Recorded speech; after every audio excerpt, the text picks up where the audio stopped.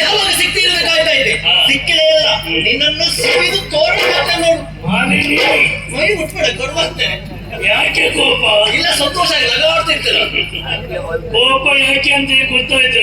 ಏನು? ಅಂದು ಒಂದರನ್ನು ಹೊಗಳಿದೆ ಎನ್ನುವ ಕಾರಣಕ್ಕಾಗಿ ಅಲ್ವೋ? ಪುಣ್ಯಾತ್ಮ, ನೀ ಒಂದೊಡಲು ಹೋಗ್ಲು ಮತ್ತೊಬ್ಳು ಹೋಗ್ಲು ಅದೆಲ್ಲ ನನಗೆ ಯಾಕೆ ಮೋಸ ಮಾಡ್ತಾ ಇದೆಯಾ? ಅವಳ ಸುಟ್ಟು ಮುಖ ನೋಡುತ್ತೇನೆ, ಅವಳ ರೂಪ ನೋಡಿ ನಾನು ಹೊಗಳೇ ಇಲ್ಲ. ಚಂದ ಅಂತ ಹೇಳಿದ್ರೆ ನೀನ್ ನೋಡು, ನಿನ್ನ ಮುಂದೆ ಯಾವ ಹೆಣ್ಣು ಮಕ್ಕಳು ಇಲ್ಲ. ನನ್ನ ಹೃದಯದಲ್ಲಿ ಸ್ಥಾನ ನಿನಗೆ ಬಿಟ್ಟರೆ ಬೇರೆ ಯಾವ ಹೆಣ್ಣಿಗೂ ಇಲ್ಲ. ನೀನು ಯಾವ ಹೆಣ್ಣು ಎದುರು ಬಂದ್ರೆ ಇದೇ ಹೇಳುದಾಗ್ತದೆ.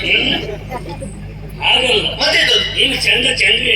ಚಂದ ಅಲ್ಲ, ನೀನು ಮೋಸ ಮಾಡಿದ್ದೆ ಯಾಕೆ ನನಗೆ? ಅಂದ್ರೆ ಅವಳನ್ನು ಹೋಗಲಿದ್ದು ಯಾಕೆ ಕೇಳು. ಯಾಕೆ? ನಾವು ಬದುಕಬೇಕು ಅಂತ ಆದ್ರೆ ಹಣ ಬೇಕಲ್ಲ. ಯಾರು ಬದುಕುದಿದ್ರು ಹಣ ಬೇಕು.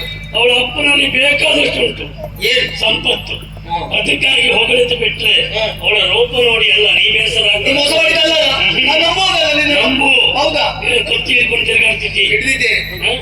ಕತ್ತಿ ಕತ್ತಿ ಇರಬೇಕಾದದ್ದು ನನ್ನ ಕೈಯಲ್ಲಿ. ನನ್ನ ಕೈಯಲ್ಲಿದ್ದರೆ ಅದಕ್ಕೊಂದು ಶೋಭೆ. ಹೌದಾ? ನನ್ನ ಕೈಯಲ್ಲಿಯೇ ಈ ಕತ್ತಿ ಇರಬೇಕು. ಯಾಕೆ ಗೊತ್ತಾ? ಯಾಕೋ? ಯಾಕೆ ಗೊತ್ತಾ?